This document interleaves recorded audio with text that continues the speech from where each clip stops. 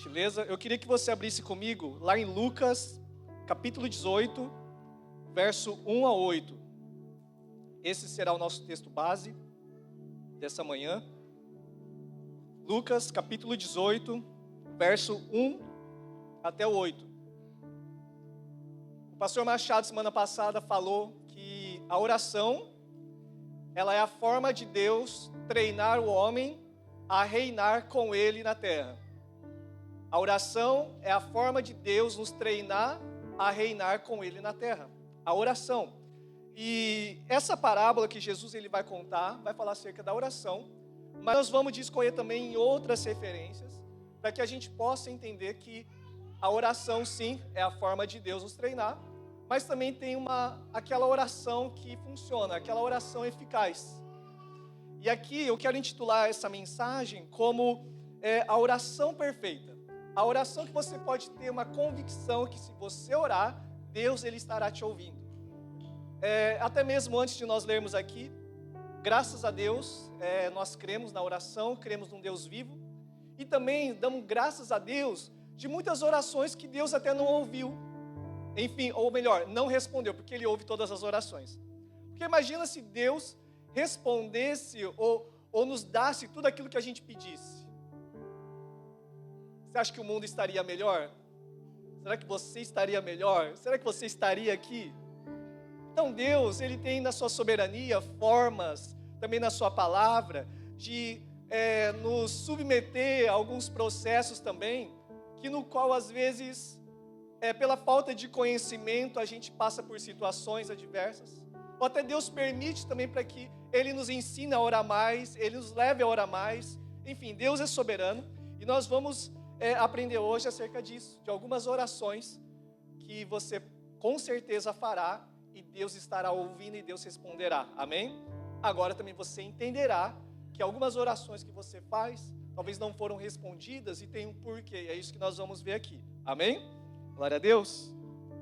Lucas 18, verso 1 a 8 diz assim: Disse-lhe Jesus uma parábola sobre o dever de orar sempre e nunca esmorecer. Havia em certa cidade um juiz que não temia Deus, nem respeitava homem algum. Havia também naquela mesma cidade uma viúva que vinha ter com ele dizendo: julga minha causa contra o meu adversário. E ele por algum tempo não a quis atender, mas depois disse consigo: bem que eu não temo a Deus, nem respeito a homem algum, todavia, como esta viúva me importuna, julgarei a sua causa, para não suceder que por fim venha a molestar-me. Então disse o Senhor: considerai no que diz este juiz iníquo. Não fará Deus justiça aos seus escolhidos, que a Ele clamam dia e noite, embora pareça demorado em defendê-los? Digo-vos que depressa lhes fará justiça. Contudo, quando vier o Filho do Homem, achará porventura fé na terra? Amém. Vamos fazer uma oração, não desfazendo a oração, pastor Tiago, mas vamos fazer mais uma oração? Senhor, nós oramos nessa manhã diante do Senhor para que o Senhor venha falar ao nosso coração, o Senhor venha nos ajustar conforme a Tua palavra, nos alinhar conforme a Tua palavra, Senhor, nos fazendo, Senhor, sim, homens e mulheres de oração, mas homens e mulheres que fazem uma oração segundo a Tua vontade, não a segundo a vontade do homem, não segundo meus pensamentos ou experiências, mas segundo o que a Tua palavra diz. Senhor, venha fundamentar a Tua palavra em nossos corações e que possamos, ó Deus, ser, ó Deus, uma igreja que ora a Tua vontade, em nome de Jesus. Amém. Amém. Bom, você que conhece essa passagem, você que leu conosco, talvez numa rápida interpretação de alguns, talvez você possa interpretar de que, bom, parece que o que eu estou entendendo aqui, eu preciso insistir, eu preciso permanecer, bater na porta, chegar até ser chato para com esse juiz, para que esse juiz me atenda. Talvez muitos possam interpretar dessa forma, mas nós vamos trabalhar aqui num conceito que não é bem assim. Jesus está querendo explicar algo um pouco mais profundo, que nós vamos aqui hoje nos aprofundar. E até lendo essa passagem, me lembrou de um momento que eu tive essa semana com a minha filha do coração. A gente está indo estou tentando ir, né, quase todos os dias ali no Coen, passear com ela, com o cachorro, brincar ali no Coen, né, de superidai, né, de buranco, né, enfim, tô aprendendo japonês, gente. E aí, brincando ali e tudo. E aí teve um momento que a gente teria que voltar para casa. A Sogashi tinha outras coisas para fazer. E ela falou assim, só mais 4 vezes. E eu falei, 2 vezes. 4 vezes. Não, 2 vezes, só mais 2 vezes nós vamos brincar. 4 vezes. Não, 2 vezes. 4. Gente, isso demorou um bom tempo. Eu não sei se você já teve essa experiência com alguma criança, algum filho assim. 4, 2, 4, 2, 4, 2. Aí chegou o momento que ela falou 4, eu falei 0. Aí ela, 3. Falei 2, 3, 2. Gente, ficou tanto, que aí alguns falam, não, por insistência, então eu deixei. Por insistência meu coração amoleceu, então eu fui e fiz a vontade dela. Você acha que eu fiz a vontade dela? Graças a Deus, né? Eu falei, não. Aí falou 2, então é 2. É claro que tem dias que a gente ministra a graça de Deus. Mas ali, a gente está precisando ensinar que não é tudo do jeito dela, não é o centro das atenções, não é o centro do universo. Existe princípios, existe um momento certo para todas as coisas. Então está sendo um trabalho árduo, né, nesses 2 meses, mas gratificante, porque nós estamos vendo muito resultado para a glória de Deus, né? Mas ali, no final das contas, papai ganhou, é 2. Falei 2, tá tudo certo. Brincamos 2 vezes e fomos embora, tá? E às vezes a gente pensa que com Deus vai ser da mesma forma, lendo só essa passagem, pulando de paraquedas só nessa passagem, a gente pensa que por insistência Deus vai nos dar aquilo que a gente pede. Por insistência, Deus vai nos conceder tudo que a gente, como criança, fica batendo o pé. 4, Deus, 4. Irmão, será que o nosso Pai do céu, o Pai celestial, será que Ele fica olhando para alguns de nós aqui e fala, meu Deus, você é uma criança ainda, está batendo a perna ainda, está fazendo ainda manha, insistindo, sendo que o Pai falou já que é 2. O Pai já falou que tem uma forma, que tem um tempo certo. E nós, por insistência, como crianças, insistimos pensando que vai ganhar do Pai, né? Você pode falar para a pessoa do seu lado, Deus está falando com você ou não? Amém? Glória a Deus. Já vai pegando no seu espírito, porque aqui a gente já vai aprendendo algumas coisas, tá? Mas olha, Tiago capítulo 5, vamos dizer algumas referências. Tiago 5,16 fala que a oração do justo ela tem muito poder, ela é eficaz, a oração do justo. Então, note que se você é justificado com Cristo, essa oração que você faz, ela tem o poder. Amém? Nós devemos então orar.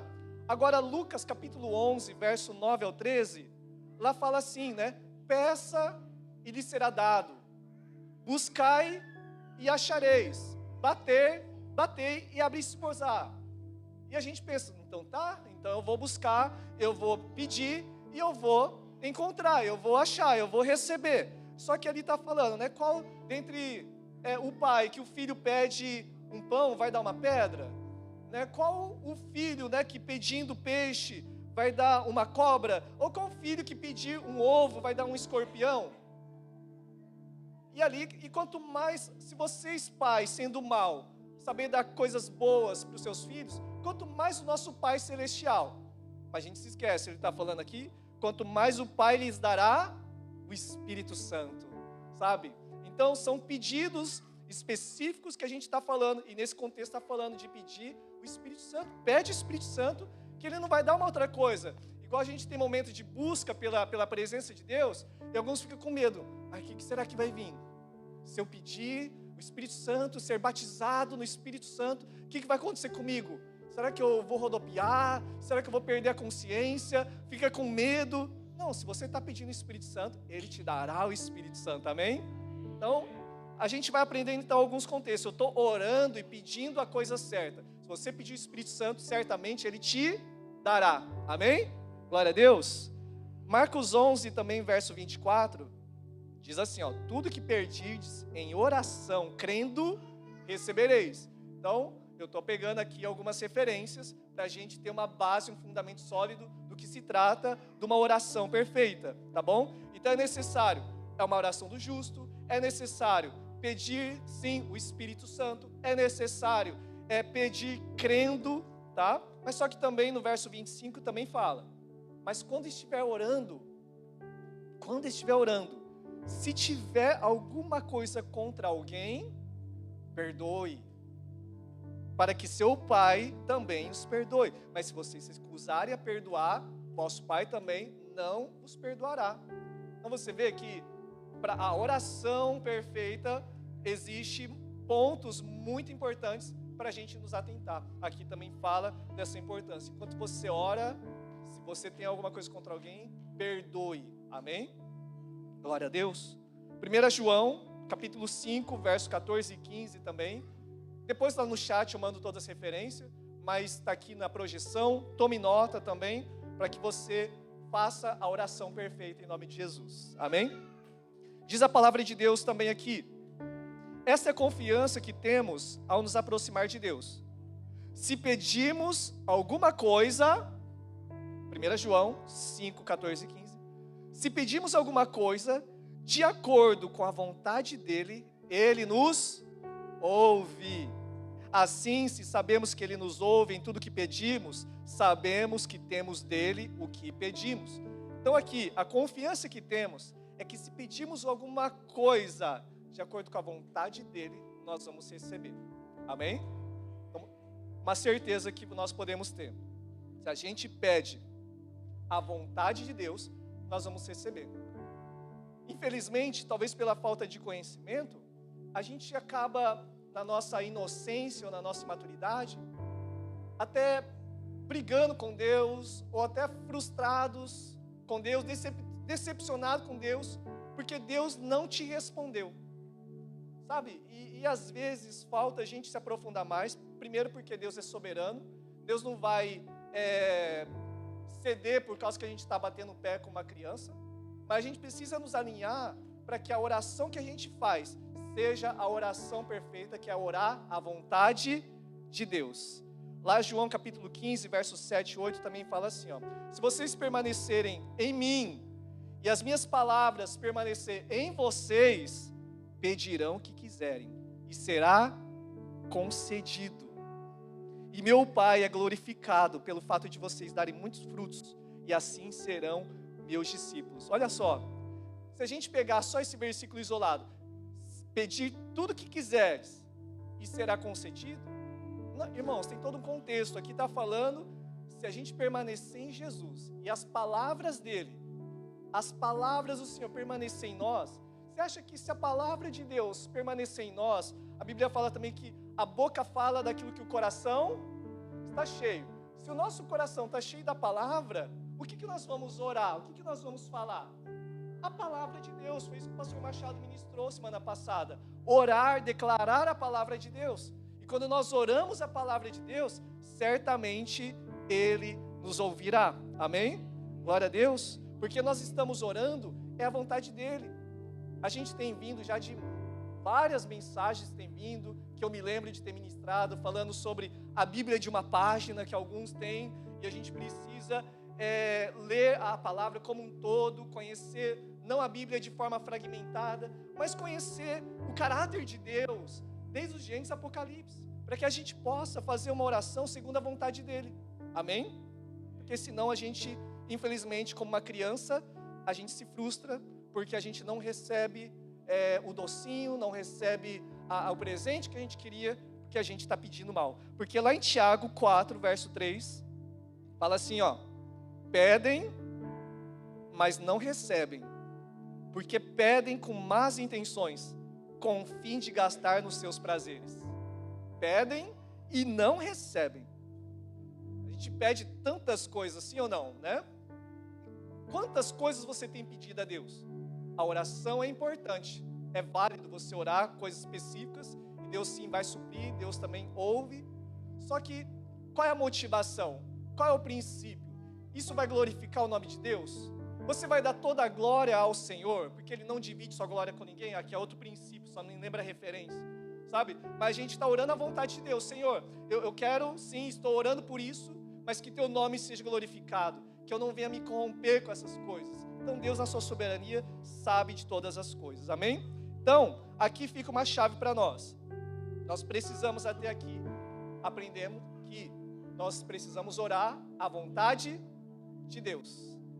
Então a pergunta é, até aqui, qual oração que você tem feito? A oração baseada nas Escrituras ou baseado nas suas vontades? Baseado nos seus sentimentos, na sua alma? E o coração do homem é enganoso. O coração do homem, ele pensa muitas coisas e muitas delas às vezes acaba nos enganando. Por isso que é muito importante a gente mergulhar nas Escrituras. Por isso que é importante sempre a gente se aprofundar.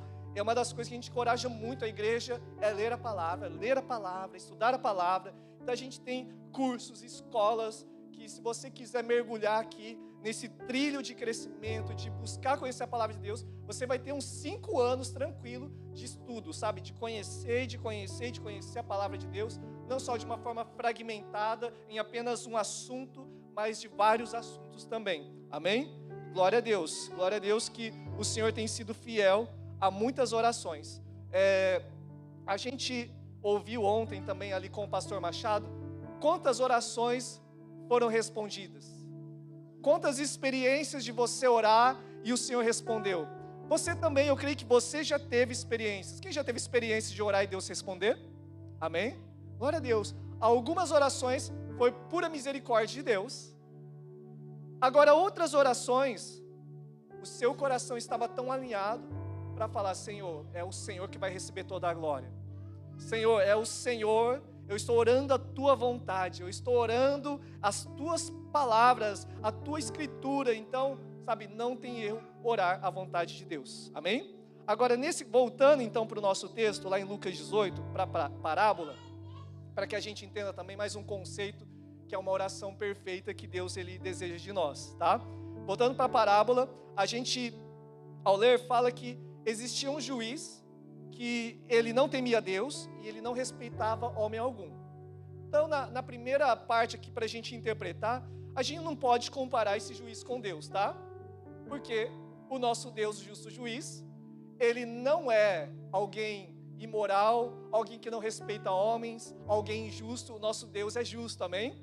Nosso Deus é maravilhoso, nosso Deus, ele é Pai. Então, primeiro ponto, a gente não pode interpretar esse juiz como se fosse Deus. Segundo também, Jesus, ele usa figuras, Jesus usa histórias, parábolas do cotidiano que eles viviam, para que eles pudessem realmente entender a mensagem. E naquela cultura lá, o que a gente também precisa entender? Que havia sim, como nos dias de hoje, juízes corruptos, juízes ruins, não sei no Peru, mas no Brasil, infelizmente, tem alguns juízes abençoados. Nós oramos, abençoa cada juiz, em nome de Jesus, que se levante juízes abençoados. Mas há uma realidade, que naquela época também havia juízes corruptos, juízes que não atentavam para fazer justiça com o povo, tá? E essa é uma realidade, né, que havia aqui nessa história. E agora, um outro personagem aqui, primeiro é o juiz, que não é Deus, é um corrupto juiz. Agora tem a viúva. Agora, a viúva, nós podemos sim nos identificar com ela, tá? Porque ela faz ali uma oração. Ali ela procura algo por insistência, tá? E naquele tempo, se a gente for se aprofundar um pouco mais, era uma mulher que tinha sofrido uma injustiça. Por isso ela ia até o juiz para julgar a sua causa. E naquela época ali, a maioria seriam os homens que teriam o acesso aos tribunais, as mulheres não.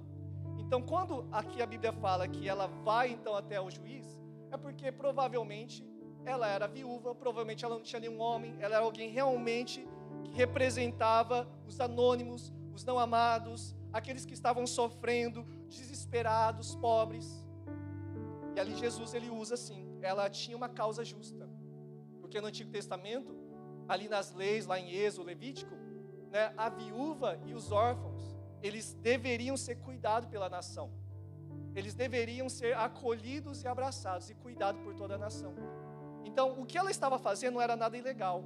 Ela estava buscando ajuda, auxílio, por uma causa que ela estava passando.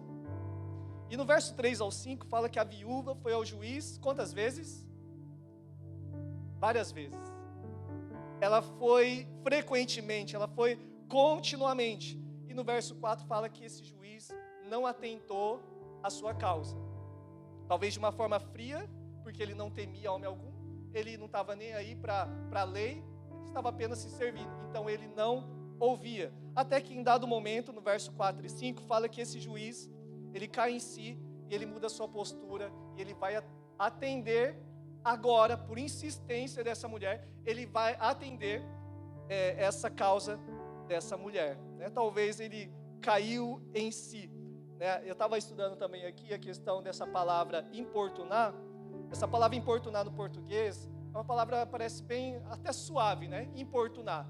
Mas no grego, essa importunação, ela vem de uma palavra que parece que até é usada no boxe, que é upopias, é grego mesmo, gente, é grego, né? E dando a um entendimento de literalmente socar alguém.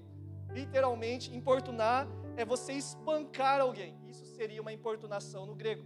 Então, era algo que essa mulher, essa viúva, não era apenas alguém irritante, persistente. Era alguém que já estava causando dores já. É alguém que já estava incomodando já esse juiz. Então, havia uma persistência. Repita assim comigo. Havia uma persistência.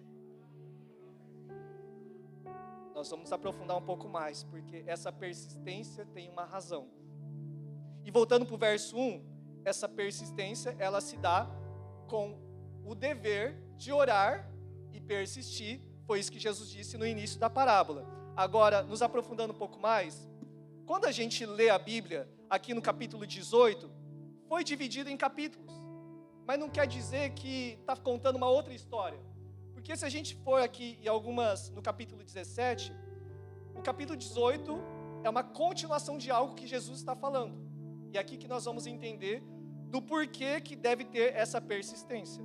Lá no capítulo 17, do verso 11 ao 19, Jesus ele cura quantos leprosos? 10. E apenas um volta para agradecer ao Senhor. Tá? Se você quiser acompanhar aí comigo, tá bom? E Lucas do 22 ao 36, ele passa a reunir agora os seus discípulos para poder compartilhar algumas coisas acerca do fim dos tempos. No verso 22 do capítulo 17, na versão A Mensagem, fala assim: ele prosseguiu dirigindo-se aos seus discípulos: dias virão em que vocês vão ficar desesperados para ver pelo menos um vislumbre do dia do Filho do Homem, mas não verão nada. Alguns dirão: olhem lá. Outros: vejam aqui. Não deem crédito, pois a vinda do Filho do Homem não é algo para ver. Ele virá inesperadamente. Amém? Verso 25 também, Jesus continua falando: é necessário também que eu sofra, é necessário que eu seja rejeitado por toda a geração. Então, Jesus está construindo, falando algo do fim dos tempos. E aí ele no verso 26 fala: como nos dias de Noé, a famosa passagem, como nos dias de Noé, comiam, bebiam, casavam e davam-se em casamento, até que Noé entrou na arca. Assim como nos dias de Noé, também será em nossos dias. Comiam, bebiam e viviam essa forma cotidiana. No verso 26, verso 28 também diz: agora, como aconteceu com Ló também, da mesma forma, comiam, bebiam, compravam, vendiam, até que choveu do céu fogo e enxofre e destruiu a todos. Assim será no dia em que o Filho do Homem se manifestar. E do verso 31 em diante, começa a falar então, se você estiver no andar de cima, então não desça no andar de baixo. Se você tiver alguma coisa para voltar, se estiver no campo, tem que voltar alguma coisa, para buscar alguma coisa na sua casa, não volte. Lembre-se da mulher de Ló, né, que ficou olhando para trás, infelizmente se transformou numa estátua de sal. Então ali, Jesus está construindo essa parte dos últimos dias. Então nisso que a gente vai começar a entender qual é o motivo daquela persistência para orar, que não é uma oração individual, não é uma oração baseada nas suas vontades, seus desejos, mas ele está contextualizado de um ambiente do fim dos tempos, onde haverá também aqui, continuando, no verso 33, quem quiser preservar sua vida, perdê-la-á, e a quem perder de fato, a salvará. Digo-vos que naquele dia 2 estarão numa cama, um será tomado e deixado o outro. 2 mulheres estarão juntas moendo, uma será tomada e deixada a outra. 2 estarão no campo, um será tomado e outro deixado. Então lhes perguntaram: onde será isso, Senhor? Respondeu-lhes: onde estiver o cadáver, o corpo, aí se ajuntarão também os abutres. Amém? Então, aí entra agora essa parábola desse juiz. Então disse-lhe Jesus uma parábola sobre o dever de orar sempre e nunca esmorecer. Onde ali havia essa injustiça, acontecendo muitas coisas nos últimos dias. Então aqui está falando de alguém que não desiste, alguém que continua a orar, alguém que continua a persistir, apesar de tudo isso que está acontecendo no mundo. Então essa persistência não é uma oração baseada em suas vontades, é uma oração falando: Senhor, faça justiça. Ou seja, não justiça com aquele que me prejudicou. Não, Senhor, que venha teu reino, estabeleça o reino de justiça na terra, que o Senhor venha. Então é essa oração que é uma oração perfeita, para que, sabe, é uma oração escatológica, amém? É um encorajamento para orar até que o Senhor retorne. É uma oração para que eu e você, todos nós possamos permanecer fortes e firmes até que o Senhor volte, porque pode acontecer tudo isso, como nos dias de Noé, ou pode acontecer tudo isso que nós estamos vendo, ou a grande tribulação que virá, pode acontecer tudo, mas nós vamos persistir, vendo essa injustiça, vendo esse juiz iníquo, esse juiz corrupto, nós vamos continuar aguardando: Senhor, que o teu reino venha, que o Senhor venha, amém? Glória a Deus. Para a gente reforçar também um pouco essa questão de persistência, essa oração persistente, lá em Mateus 24, verso 11 ao 14, diz assim, ó. Mateus 24, do 11 ao 14.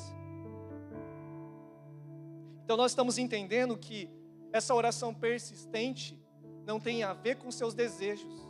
Essa oração persistente tem a ver em clamar e rogar para que o reino de justiça venha à terra, amém? Para que Jesus volte e nos encontre fiel a Ele. Mateus 24, do 11 ao 14, diz assim: e numerosos falsos profetas surgirão e enganarão muitos. Por causa do aumento da iniquidade, o amor de muitos se esfriará. Mas aquele que perseverar, repita isso comigo: perseverar, amém, até o fim será salvo. E este evangelho do reino será pregado em todo o mundo como testemunha a todas as nações. Então virá o fim.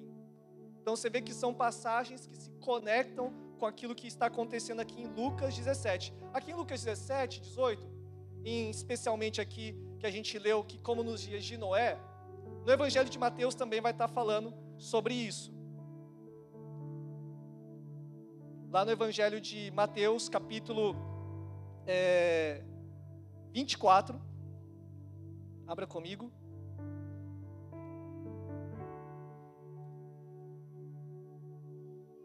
Mateus 24 e 25, na verdade, se nós lermos todos eles, você vai atentar que se trata dos últimos dias.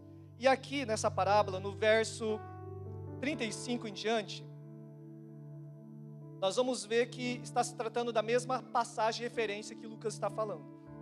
Passará o céu e a terra, porém as minhas palavras não passarão. Mas a respeito daquele dia e hora, ninguém sabe, nem os anjos do céu, nem um filho, senão o Pai. Pois, assim como foi nos dias de Noé, também será a vinda do Filho do Homem. Porquanto, assim como nos dias anteriores ao dilúvio, comiam e bebiam, casavam e davam-se em casamento, até o dia em que Noé entrou na arca. E não perceberam, senão quando veio o dilúvio, e os levou a todos. Assim também será a vinda do Filho do Homem. Então 2 estarão no campo, um será tomado e deixado o outro.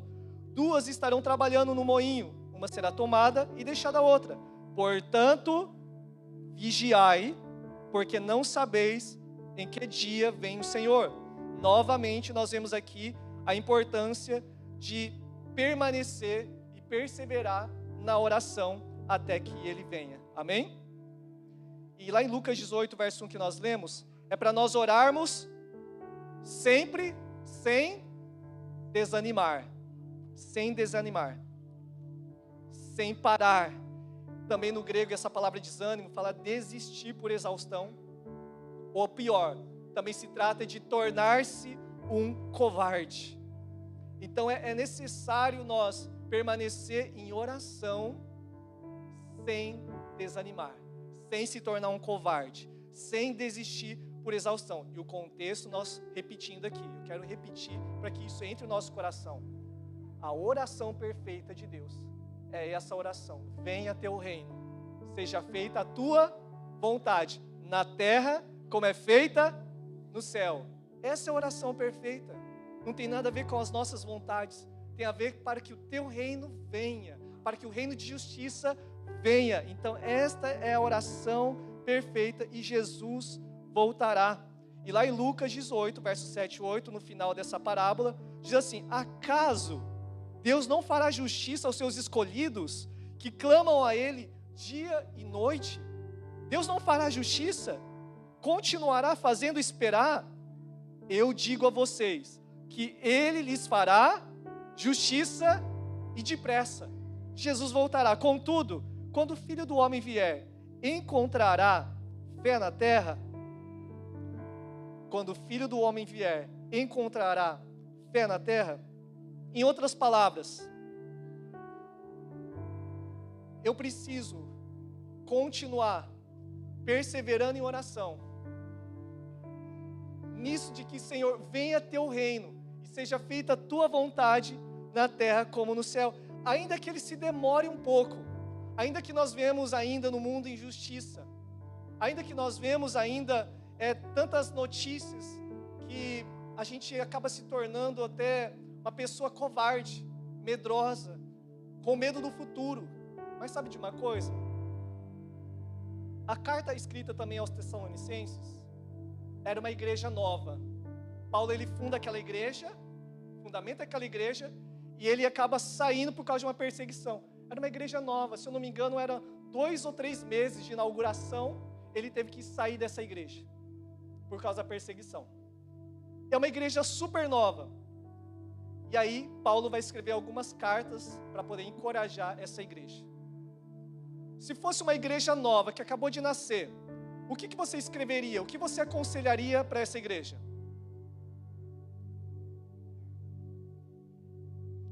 Você aconselharia, olha, faça bastante evangelismo, cuide bem das pessoas. Tudo isso é certo, é correto.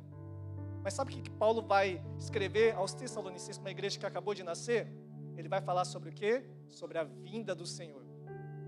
Ele vai falar dessa esperança que Ele voltará. Então, é isso que sustenta todo crente, irmãos. Dessa oração, essa perseverança. Porque se eu estou feliz, essa alegria, quando a gente tem em mente a volta de Cristo, nada se compara com a alegria que há de vir também. Amém? Alegria eterna. Mas se eu estou passando por uma dificuldade, se eu estou passando por uma enfermidade, se eu estou passando, sabe, por um momento muito difícil na minha vida, sabe o que me consola? Talvez um luto, talvez uma perda. Sabe o que me consola? É que naquele grande dia o Senhor voltará. Naquele grande dia o Senhor enxugará dos olhos toda lágrima. Haverá um lugar onde não haverá mais morte, não haverá mais choro. Então tudo está voltado, sabe, não com o eu no centro, mas a nossa vida cristã, essa oração que Jesus ensina em Lucas 18, é uma oração escatológica, é uma oração baseada na vinda do Senhor, que a gente precisa perseverar em oração nisso, amém? Então quando Jesus vier, será que Ele encontrará um povo que o deseja? Será que quando Jesus voltar, Ele vai encontrar um povo perseverando em oração, mas não em uma oração egoísta, mas numa oração dizendo, Maranata, ora vem Senhor Jesus, Vem, Senhor Jesus. Será que quando Jesus vier, Ele vai encontrar homens e mulheres, uma igreja que tem expectativa com sua volta? Será que a gente tem expectativa com a volta dEle? E se Jesus voltasse hoje é o nosso último dia, qual a sua expectativa? O que você faria? Você se alegraria? Ou você se desesperaria? Meu Deus, Jesus vai voltar hoje, e agora? Eu preciso consertar, preciso fazer isso, aquilo, outro. É por isso que talvez a gente acaba vivendo uma vida morna em Jesus, porque a gente não tem essa consciência da volta de Cristo. A gente não vive como os cristãos daquela época, de muitos cristãos de igreja perseguida, que eles vivem nessa expectativa. Jesus voltará, Jesus voltará. A ceia tem tudo a ver com isso. É anunciar a morte até que Ele venha, até que Ele venha. Então, Ele voltará. Então, toda a igreja, todos os cristãos, verdadeiros cristãos, são cristãos que viviam baseado em uma visão, em uma expectativa, que Jesus voltará. Amém? E aqui o apóstolo Paulo, para reforçar, e a gente vai estar já finalizando, 1 Coríntios, capítulo 16, verso 22, diz assim: se alguém não ama o Senhor, seja amaldiçoado. Maranata, que Maranata quer dizer o quê? Ora vem, Senhor Jesus. Lá em Apocalipse, também capítulo 22, verso 17 e 20, também fala que o Espírito e a noiva dizem: vem. Vem o Espírito e a noiva, a igreja, dizem: vem. Vem para quem? Vem para Jesus. Vem, Jesus, que venha teu reino. Esse deve ser o clamor da igreja. Essa deve ser a oração perfeita. Essa deve ser a oração persistente que eu e você precisamos ter. Lá em Tiago, capítulo 5, versos 7 a 8, diz assim: portanto, irmãos, sejam pacientes até a vinda do Senhor. Vejam como o agricultor aguarda a terra para que a terra produza a preciosa colheita, e como espera com paciência até virem as chuvas do outono e da primavera. Sejam também pacientes e fortaleçam o coração de vocês, pois a vinda do Senhor está próxima. Qual era a expectativa desse povo aqui? Era a vinda do Senhor. É isso que mantinha eles com a chama acesa. Por que muitos estão mornos? Porque estão sendo embriagados com as coisas dessa vida. Por que muitos se tornam frios ou até muitos se desviam? Porque não têm raízes profundas. Porque não anelam pela volta de Cristo. Porque pega um versículo isolado, superficial, não tem profundidade. E o versículo isolado é: tudo que pedis em meu nome, recebereis. E aí, como criança, fica pedindo: 4. E aí Deus não responde, se frustra. Aí Deus está ruim, Deus não me responde. Não, a igreja, enfim, aqui não responde às orações. E o problema será que está na igreja? O problema será em quem? Será que não está na oração que eu e você fazemos orações erradas? Orações que não estão alinhadas com a vontade de Deus? 2 Timóteo capítulo 4, versos 7 a 8. Mais uma referência falando acerca da esperança que eles tinham. Olha só que lindo. Combati o bom combate. Paulo falando suas últimas palavras para o seu amado discípulo Timóteo. Combati o bom combate, terminei a corrida, guardei a fé. Agora está reservada para mim a coroa da justiça, que o Senhor justo juiz me dará naquele dia. Não somente a mim, mas a todos os que amam a sua vinda. Quantos amam a vinda do Senhor aqui? Amém? Então, eu até escrevi uma frase, até postei essa semana dizendo assim: é impossível viver a vida cristã fielmente, a não ser que seja a luz da segunda vinda. Eu vou repetir: é impossível viver a vida cristã fielmente, a não ser que seja a luz da segunda vinda. Jesus voltará. Não tem como eu e você permanecer fiel ao Senhor, queimando de paixão por Ele, se nós não estivermos alinhados nessa expectativa da segunda vinda. Jesus voltará. Amém? E é isso que eu estou falando, que Deus falou muito no meu coração. a gente precisa fazer uma oração perfeita. E essa oração que você faz, é uma oração que quando você fala, venha teu reino, o seu anseio é a presença de Deus, que a presença de Deus venha, que a justiça de Deus venha, que o reino de Deus seja estabelecido. Sabe, não há nada maior, melhor, gratificante que o Espírito testifica no seu espírito, que essa é a vontade de Deus, amém? Que o reino de Deus venha na minha casa, que o reino de Deus venha na minha vida, que o reino de Deus venha nessa cidade, que o reino de Deus venha no lugar onde eu trabalho, que o reino de Deus venha no lugar onde eu estudo, que o reino de Deus venha. Essa é a oração perfeita que eu e você nós precisamos fazer, amém? Glória a Deus. Para finalizar, 1 Coríntios capítulo 15, verso 58, eu não sei se vai colocar um louvor ou vai tocar, mas queria já pedir para preparar, porque diz a palavra de Deus, 1 Coríntios capítulo 15, verso 58, portanto, meus amados irmãos, mantenham-se firmes e inabaláveis, sejam sempre dedicados à obra do Senhor, pois vocês sabem que no Senhor o trabalho de vocês não é em vão. Haverá uma recompensa naquele grande dia. Então eu e você, nós fomos chamados para orar, para perseverar, para servir, para que quando o Senhor voltar, encontrará pessoas, porque tem uma outra passagem também lá em Mateus, que quando Ele voltar, que Ele possa nos encontrar servindo Ele, que Ele possa nos encontrar amando a volta dEle, amém? Se você é essa pessoa, vamos se colocar em pé, e eu queria aqui encerrar fazendo essa oração, a oração perfeita de Deus, a oração clamando, Senhor, venha o teu reino, que este anseio, que este desejo inunde o nosso coração, não pela construção do meu império, não, mas pela manifestação, estabelecimento do reino de Deus. E a Bíblia diz que tem um porquê que Jesus ainda não voltou, que está em 2 Pedro 3, 8 e 9, que diz assim, amados, não se esqueçam disto, que um dia com o Senhor é como 1000 anos, e 1000 anos como um dia. O Senhor não demora em cumprir a sua promessa, como alguns julgam. Ao contrário, Ele é paciente com vocês, e não quer que ninguém pereça, mas que todos cheguem ao arrependimento. O porquê de Deus, Jesus não voltar, é porque Ele é misericordioso, é porque Ele ainda espera por mim e por você, pelos seus amigos, pelos seus familiares, que precisam ainda ouvir a palavra do reino, que precisam ouvir dessa palavra de esperança, que Jesus voltará, que Jesus voltará, e Ele reinará, e Ele reinará, e Ele reinará.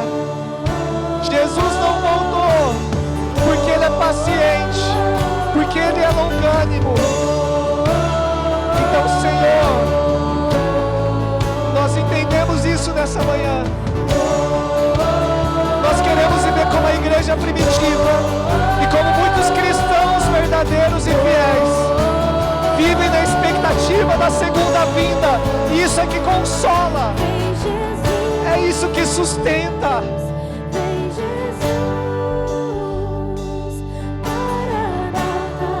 Declare isso numa só voz. Sim. Vem Jesus, vem Jesus. Você pode erguer suas mãos e declarar a Ele. Contempla Ele dizendo, vem Jesus, vem Jesus. Permita que essa declaração encha teu coração de esperança, encha teu coração de expectativa, encha teu coração de gozo e alegria. Oh, sim, declare, vem Jesus, vem Jesus.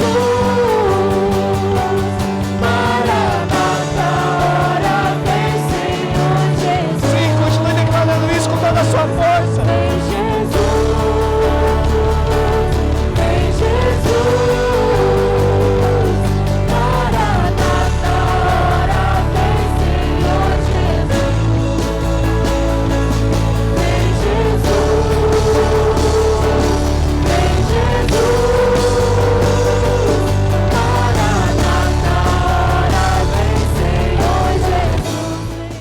Senhor, eu quero orar por aqueles que estão passando por dificuldades, momentos difíceis na sua vida. Imprima esta palavra no coração,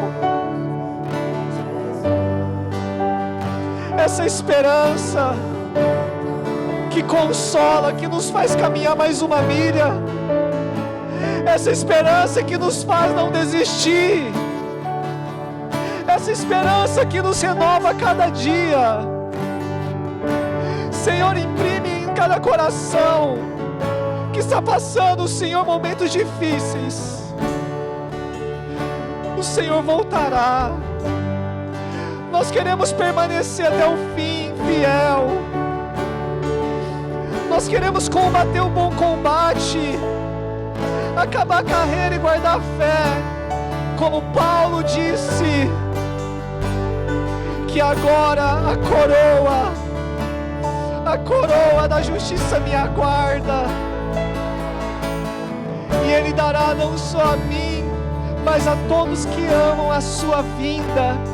Paulo amava a vinda de Jesus. Lendo uma biografia de irmãos da igreja perseguida,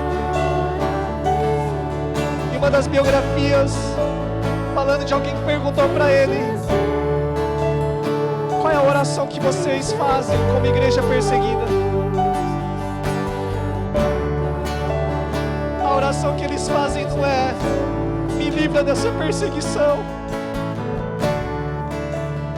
A oração que eles fazem é: que eu permaneça fiel até o fim. Que eu permaneça fiel até o fim, porque o Senhor voltará.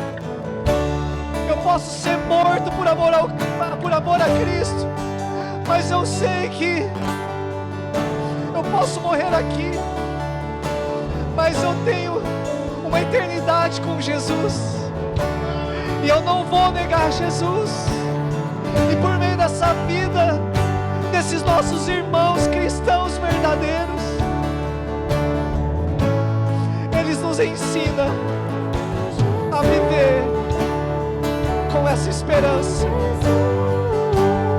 porque por meio da vida deles, com uma verdadeira semente que morre na terra e gera muitos frutos, sim, muitas vidas conhecem a Jesus por amor, pelo testemunho desses homens que não tem como sua vida preciosa, mas como Paulo disse: para mim morrer é lucro, o viver é Cristo. Então a nossa oração deve ser a oração perfeita, não é: Senhor, me livre de tudo isso. A oração perfeita é que eu permaneça fiel até o fim,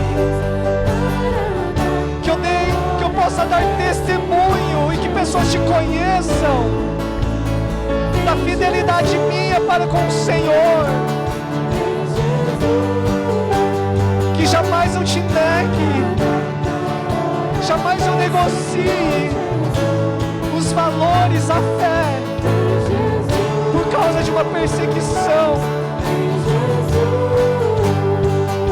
O Senhor tem uma vontade, a vontade é que o reino dele seja estabelecido.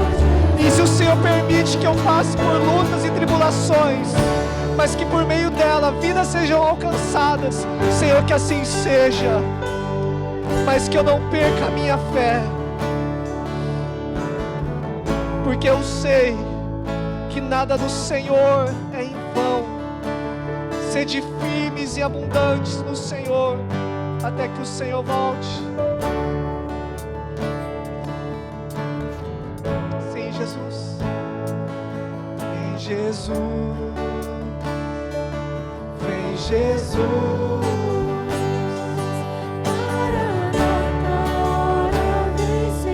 Você pode ver, contemplar